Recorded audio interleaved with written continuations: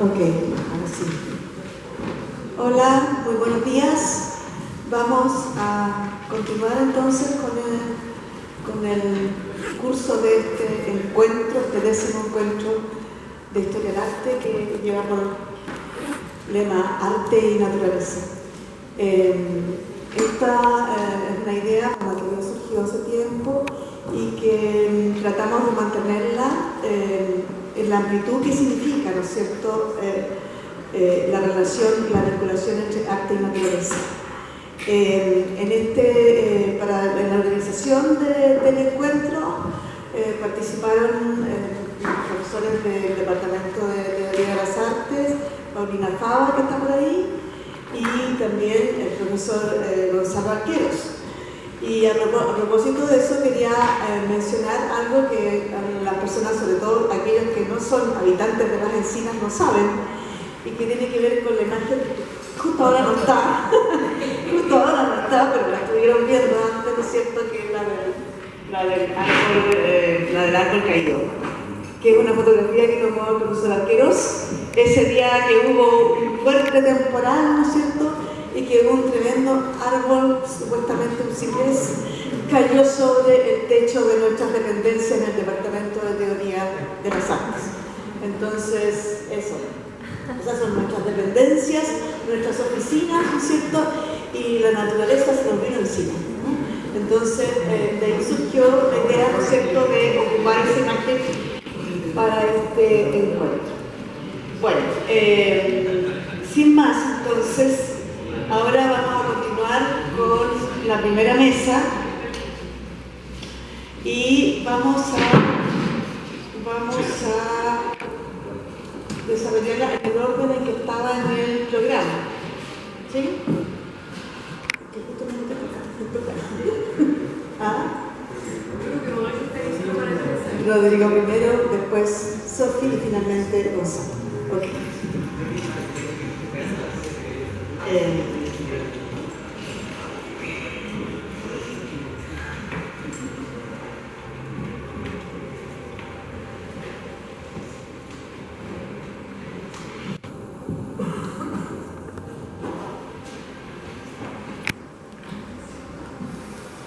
Entonces vamos a empezar con el profesor Rodrigo Puz, que es historiador y doctor en arquitectura.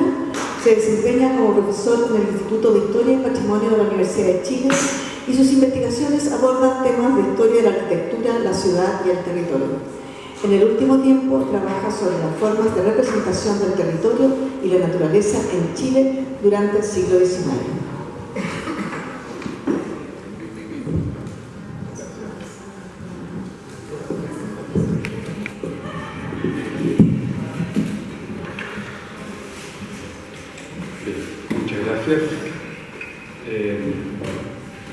Buenos días. Quisiera comenzar agradeciendo la invitación que me ha hecho Mariela Muñoz, también en general a todos los miembros del Departamento de Teoría de las Artes, y a través suyo, por supuesto, a los colegas historiadores del arte de la Universidad de Chile. Me complace mucho participar en este encuentro porque, habiendo sido formado como historiador, mi trabajo en el campo de la historia del territorio, de la historia urbana o de la historia de la arquitectura ha estado siempre poblada de imágenes. Yo me dedico al estudio de la construcción de las ideas de paisaje en Chile. En los últimos años he profundizado en el trabajo, sobre todo que desempeñaron dibujantes y diseñadores que colaboraron, por ejemplo, en la promoción turística de los paisajes, el trabajo de las empresas estatales, por ejemplo, y más recientemente el trabajo de algunos científicos o ingenieros que interpretaron la naturaleza como un hecho diferenciado del ser humano, desde la perspectiva cosmogónica occidental moderna, que alcanzó su cenit en el siglo XIX y que condicionaron las formas de ver esa naturaleza que definen lo que entendemos por paisaje. Y que, por otro lado, permiten además, esa diferencia con la naturaleza, su explotación, hoy día diríamos también su sacrificio. Entiendo el paisaje como una porción delimitada de la superficie terrestre que se observa desde un punto dado y simultáneamente como las interpretaciones sensoriales subjetivas que se establecen a partir de esa observación y que tienen como resultado la elaboración de diversas representaciones visuales, ciertamente, pero también otro tipo de representaciones, escritas. Pienso que la construcción histórica de las ideas de paisaje como mediación entre naturaleza y cultura incidieron también en el establecimiento de las identidades territoriales nacionales y de las afirmaciones políticas del espacio que constituyen esas identidades. Me gustaría ahora explicar cómo entiendo que la práctica científica participó en la construcción de las ideas sobre el paisaje a partir del trabajo naturalista. Como mi interés está puesto sobre el paisaje, me voy a referir hoy día exclusivamente al trabajo que está referido a las prácticas de las ciencias de la Tierra en el siglo XIX, especialmente a la geografía, la geología, la topografía y particularmente la hidrografía. Me parece que hay tres elementos principales en la práctica de esas ciencias que contribuyeron a conformar las ideas de paisaje en el siglo XIX. En primer lugar, la observación, que es la observación directa y en general el trabajo en terreno. En segundo lugar, la descripción naturalista y particularmente sus formas narrativas. Y finalmente, y es en lo que me voy a concentrar sobre la mitad de esta presentación, en el dibujo, o más bien las diversas formas de representación visual del conocimiento geográfico que se manifestó en técnicas diversas y en muchos soportes, además, que incluyen el dibujo a mano alzada, el dibujo técnico, incluyo aquí a la cartografía, por ejemplo, la acuarela, el óleo y desde fines del siglo XIX la fotografía, todas técnicas utilizadas, por supuesto, por científicos. En primer lugar, la observación es una habilidad aprendida que está en la base de las apreciaciones subjetivas sobre el territorio que conducen hacia la elaboración de las ideas de paisaje. La aproximación física a los espacios explorados constituye un elemento central en el trabajo de los naturalistas, aunque solo recientemente se han comenzado a atender los modos de hacer ciencia en terreno en Chile en el siglo XIX, sobre todo a partir de investigaciones de algunos científicos muy conocidos, quizás los más conocidos, como Claudio Guer, Rodolfo Filippi, Ignacio Domeyko, y más recientemente el trabajo del geógrafo prusiano Hans Steffen. Otros, muchos, aquellos a los que yo me quiero referir, han sido prácticamente ignorados, entre ellos los hidrógrafos como Francisco Vidal-Gormaz, de donde proviene una imagen como esta, donde vemos justamente cómo los hidrógrafos, los científicos, los naturalistas están observando el territorio a partir del uso de instrumentos. Eso seguramente es un nivel. En segundo lugar está la descripción naturalista, que es un elemento que interesa mucho para entender la producción de ideas de paisaje. Los resultados escritos de los viajes de exploración naturalista forman parte de lo que podríamos llamar, Claudia Torres ha denominado la narrativa expedicionaria, que es un tipo particular de literatura de viajes asociado a la expansión del territorio estatal hacia espacios ocupados a mediados del siglo XIX por pueblos indígenas, como es el caso de la colonización del Pulumapu, o hacia territorios extranjeros, como sucedió en el caso chileno en la exploración del desierto de Atacama. En esos textos, los observadores expusieron los datos obtenidos en el terreno a través de informes manuscritos e impresos, así como también a través de artículos publicados en revistas científicas o libros. Allí, varios naturalistas, geólogos, hidrógrafos,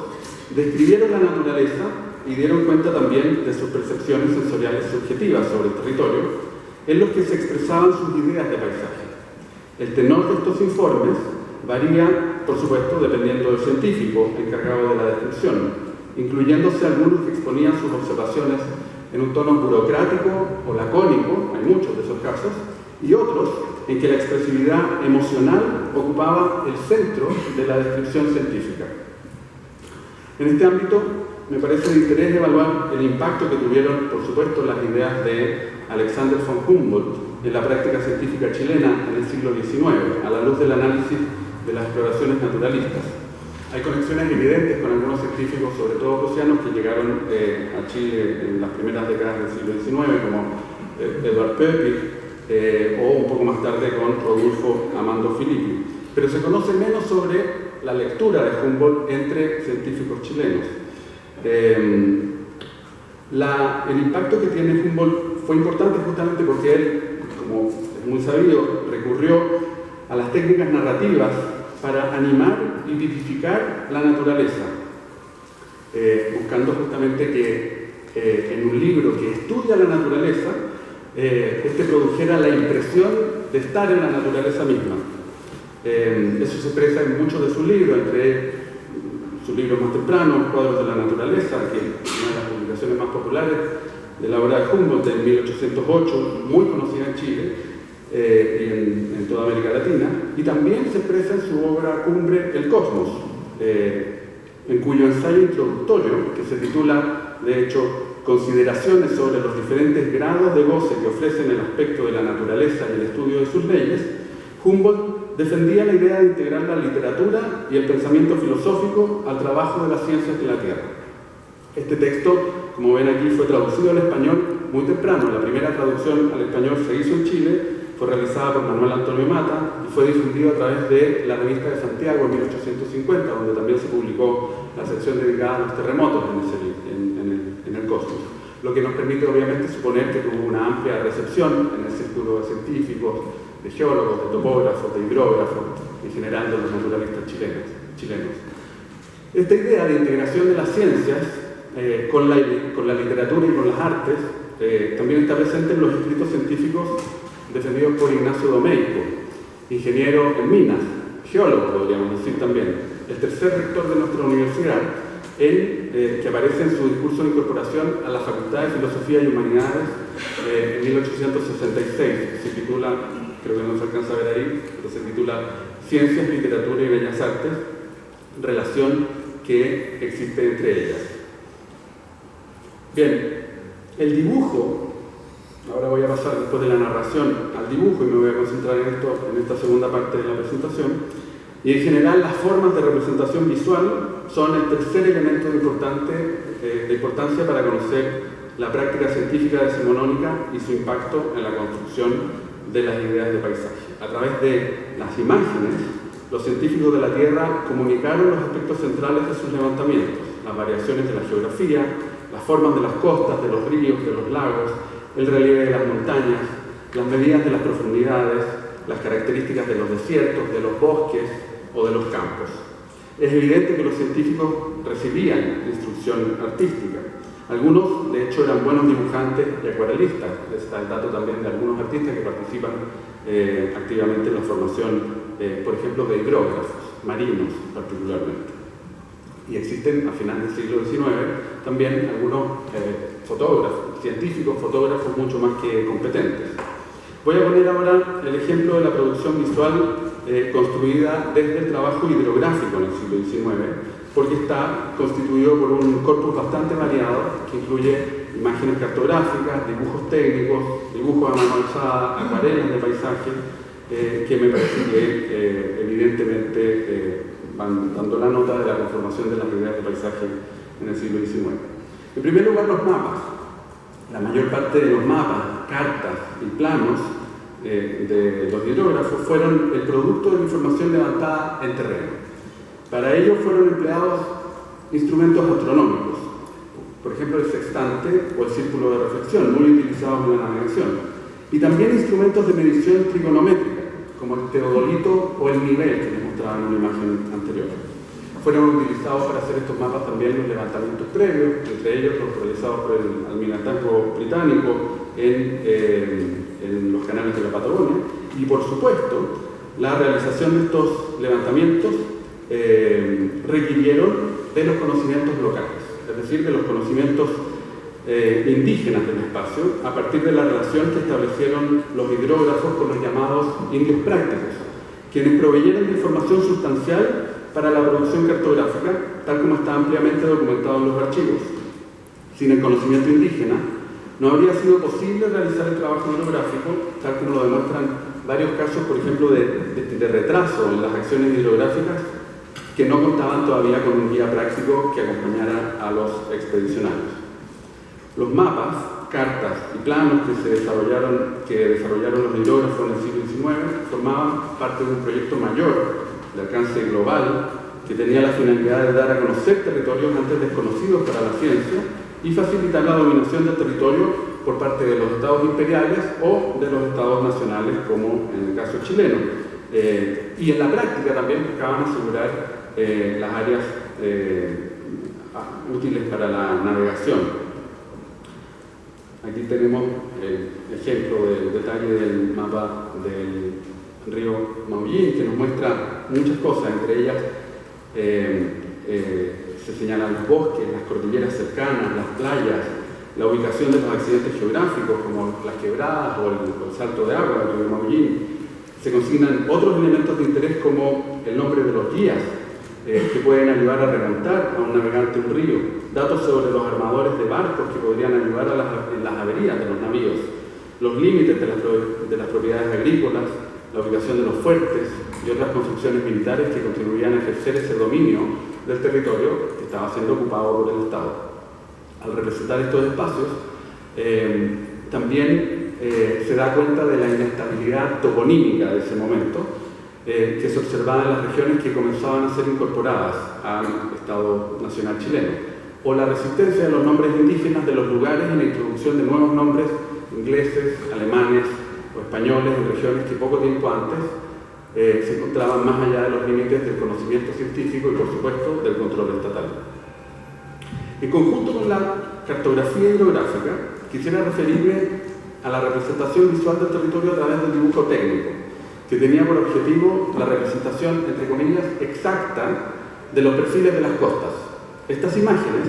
fueron producidas con instrumentos ópticos y de medición trigonométrica, a través de ciertas técnicas asociadas a la cartografía. Se construyeron estas imágenes que ven arriba y abajo de esta cartografía hecha en planta,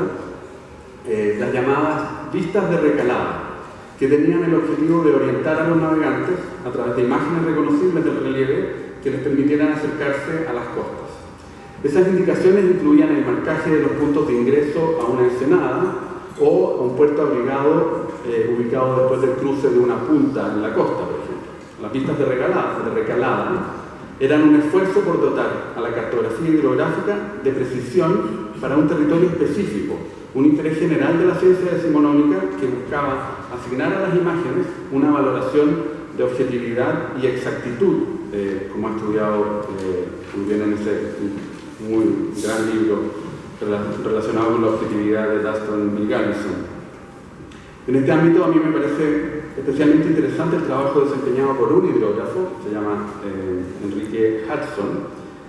quien en sucesivos levantamientos que efectuó en la primera mitad de la década de 1870 realizó el levantamiento de los canales patagónicos entre las Huaytecas hasta el extremo sur, en el canal de Concepción, incluyendo la exploración del río Esén, el río Huemules, que hoy día lleva su nombre, el río Hudson, y de hecho hay un volcán Hudson que hoy día leí que está comenzando a hacer erupción, y llegando a lugares como el río Santa Cruz,